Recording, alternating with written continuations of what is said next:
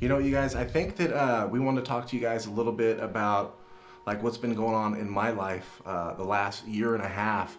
And basically, you know, without getting into too many details, I've been really discouraged in my prayer life to the point to where, you know, I'm just like, man, I don't feel like praying. I just don't see really the point in it. But God was working behind the scenes, you know, and I didn't even realize it. And so I got invited to go to this men's retreat. It was this place where God just started bringing things round circle. These guest speakers, they came to Heartland to come and kind of minister to us and stuff like that. And you know, when they got there, I was walking around, and one of the main guys I seen talking with one of my best friends, Eric.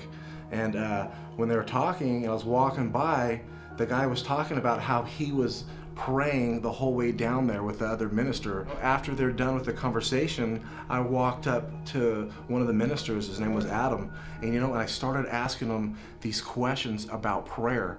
And like what ended up happening was like the whole main theme of the retreat was all about prayer.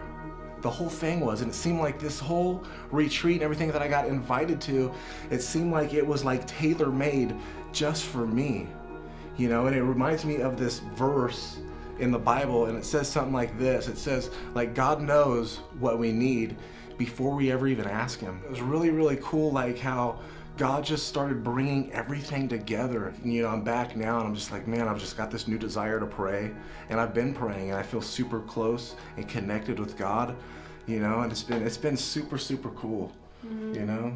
I guess he's super holy. I pray too on the way to work, and I have a little drive, about a 45-minute drive, and you know, I don't pray the whole time. Sometimes I'll be praying, sometimes I'll be bumping some 90s music, I'm not gonna lie. But yeah, I'll bump some 90s and then I'll pray.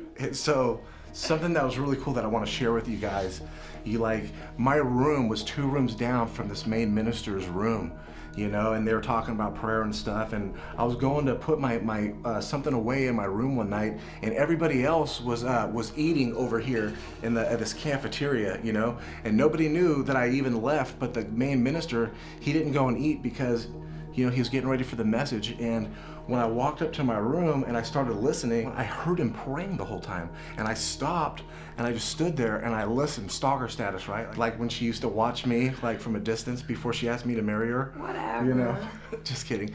But he was praying and I was listening. I was like, oh my gosh, like this guy's the real deal. And he kind of set the model and he set the example.